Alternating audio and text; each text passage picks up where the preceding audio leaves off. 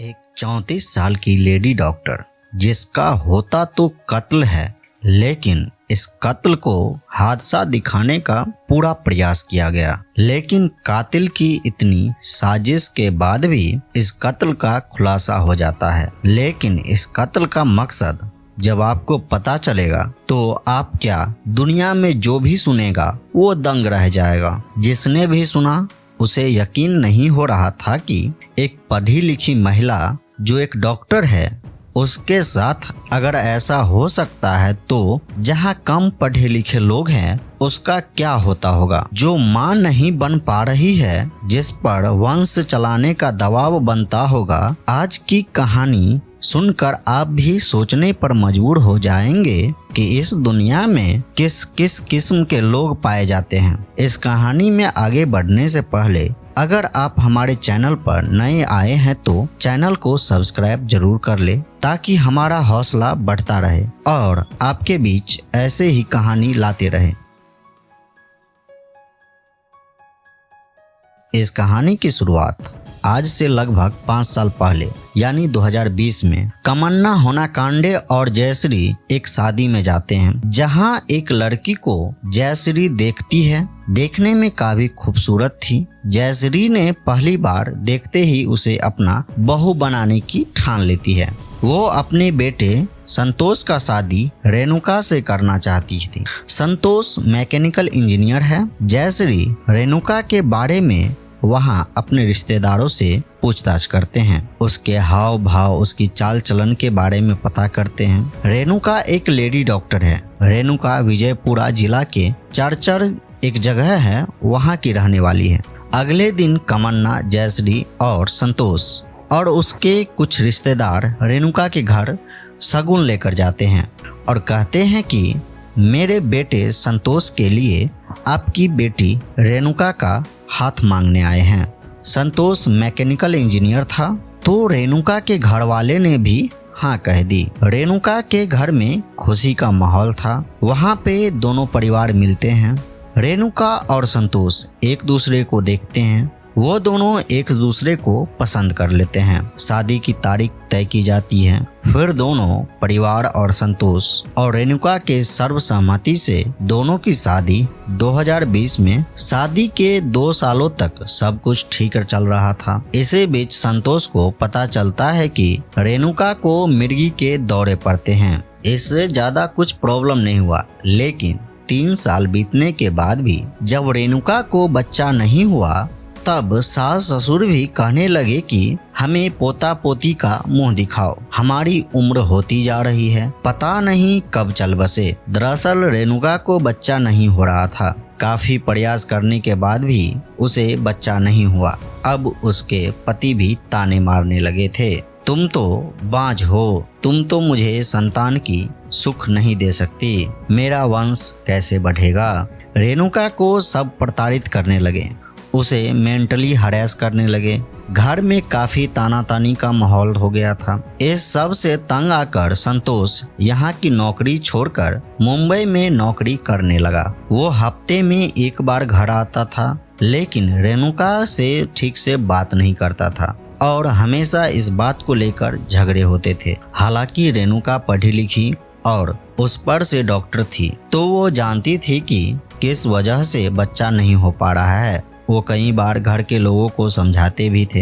इस पर घर वालों से भी लड़ाई हो जाती थी। वो जहाँ भी जाती उससे लोग बस एक ही सवाल पूछते कि बच्चा क्यों नहीं हो रहा है। चाहे वो किसी शादी में गई हो या किसी रिश्तेदार के यहाँ, सबका एक ही सवाल रहता, बच्चा कब होगा। पहले तो उन लोगों ने सोचा कि हम उसे इतना परेशान करेंगे कि वो खुद ही ससुराल छोड़कर अपने नैहर चली जाएगी और अपने बेटे की दूसरी शादी कर लेंगे।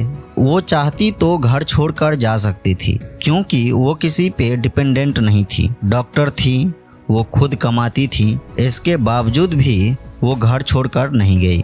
तब उन लोगों ने रेणुका का मर्डर करने की ठान ली। एक प्लान बनाया गया।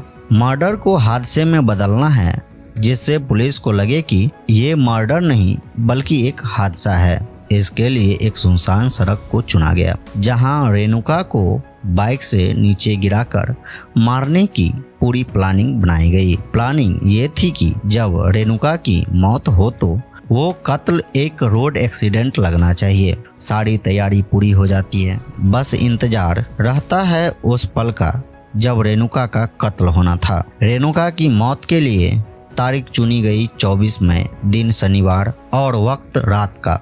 24 मई को जयश्री ने कहा कि बहू, तुम्हारे शादी को इतने साल हो गए लेकिन संतान की प्राप्ति नहीं हुई, तो मैं सोच रही हूँ कि यहीं पास में एक मनोकामना मंदिर है, वहाँ पे जाके भगवान से मनोकामना मांगते हैं। मुझे पूरा विश्वास है कि वहाँ जाने से हमारी कामना जरूर पूरी होगी। रेणुका को लगा कि सास मेरे बारे में अच्छा ही सोच रही है, तो वो भी हामी भर देती है, लेकिन उसे क्या पता था कि उसका आज अंतिम दिन है। वे अठानी के मादा भाभी गांव के एक प्रसिद्ध मंदिर में गए। जयश्री पूरा दिन वहीं पे बिताया। उसका प्लान था कि जब सारी ऑटो, बस, गाड़ी बंद हो जाएगी तब यहाँ से निकलना है। जब पूरा रास्ता सुनसान हो जाए, कोई भी रास्ते में नहीं चले। अब शाम हो गया था, कोई भी रिक्शा, बस आदि नहीं चल रहा था। तब वो अपनी बहू को कहती है कि अब मेरा मन्नत पूरा हो गया है, चलो अब यहाँ से चलते हैं। वो मंदिर से बस स्टैंड तक पैदल ही जाती है। अब रेणुका कहती है कि यहाँ से तो कोई बस नहीं है, अब हम घर कैसे जाएंगे। इस पर सास कहती है कि तुम चिंता मत करो, मैं तुम्हारे ससुर को बुला लेती हूँ, वो बाइक से यहाँ आ जाएंगे। कमन्ना बस स्टैंड पे आ जाते हैं। आगे ससुर, बीच में सास जयश्री और पीछे रेणुका बैठ जाती है। बाइक चल पड़ती है और उस जगह पे पहुंच जाती है। कच्ची सड़क, दोनों तरफ पेड़ पौधे लगे हैं। पूरा सड़क सुनसान पड़ा हुआ था, दूर दूर तक कोई नजर नहीं आ रहा था। बाइक काफी रफ्तार में थी। तभी ससुर जयश्री को इशारा करता है और जयश्री रेणुका को जोर से बाइक से धक्का दे देती है।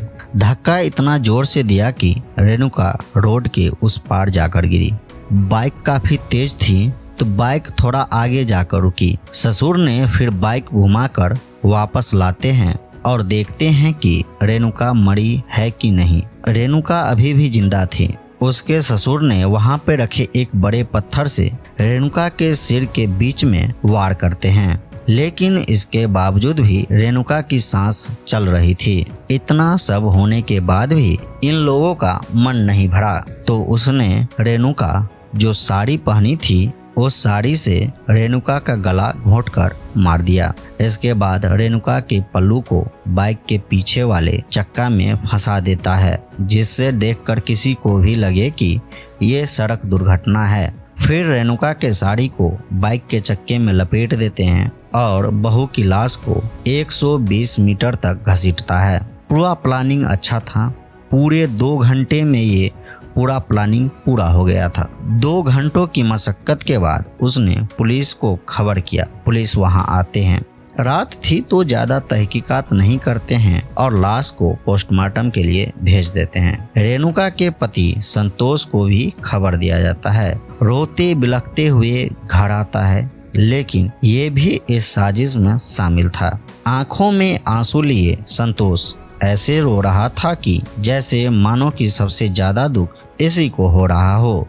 पुलिस सास ससुर से पूछताछ करते हैं, क्योंकि रेणुका उनके साथ ही थी जब एक्सीडेंट हुआ। वो बताते हैं कि हम लोग मंदिर से घर आ रहे थे। रेणुका पीछे बैठी थी, बीच में सास और ससुर बाइक चला रहे थे। चलती बाइक से अचानक रेणुका गिर जाती है और इसी दौरान उसकी साड़ी का पल्लू बाइक के पीछे फंस जाता है, जिसके वजह से करीब 120 मीटर तक रेणुका बाइक के साथ पथरीली सड़क पर घसीटती रही और उसकी मौत हो गई। रेणुका के सास ससुर को जब एहसास हुआ कि रेणुका बाइक से गिर गई है और जब तक वो बाइक को रोक पाते तब तक बाइक थोड़ा आगे निकल चुकी थी। पुलिस सास ससुर का बयान दर्ज कर लेते हैं, लेकिन जब पोस्टमार्टम का रिपोर्ट सामने आती है तो इस साजिश का खुलासा होता है। पोस्टमार्टम रिपोर्ट के मुताबिक अगर कोई बाइक से गिरता है तो सिर के पीछे में या सामने में चोट लगती है, लेकिन रेणुका के सिर के बीच में एक बड़ा जख्म था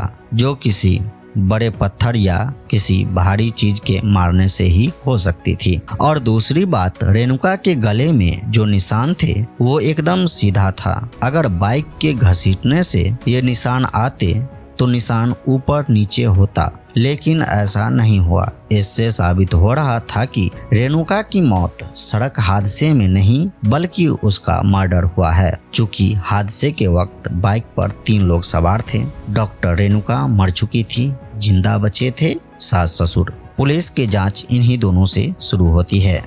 पूछताछ के लिए रेणुका के पति संतोष को भी बुलाया जाता है। फिर पुलिस बताते हैं कि पोस्टमार्टम में ये रिपोर्ट है तो सबका भला इसी में है कि जो भी सच है बता दो। इसके बाद सब अपनी अपनी कहानी बताते हैं और इस साजिश का खुलासा होता है, जिसे सुनकर सभी के होश उड़ जाते हैं कि कोई पढ़ा लिखा आदमी इस कदर इतना नीचा गिर सकता है। अभी भी इस समाज में ऐसे लोग हैं जो ऐसी मानसिकता रखते हैं कि अगर महिला को बच्चा नहीं हो रहा है तो इसमें महिला की ही गलती है, लेकिन हमेशा ऐसा नहीं होता है। कभी कभी पुरुष में भी कमी हो सकती है। तो ऐसी मानसिकता वाले लोगों से बचकर रहें। इस कहानी को सुनाने का मकसद किसी का दिल दुखाना, दुख पहुंचाना नहीं है, बल्कि आपको जागरूक करना है। और ये कहानी सुनने के बाद आपकी क्या राय है कमेंट बॉक्स में जरूर बताएं।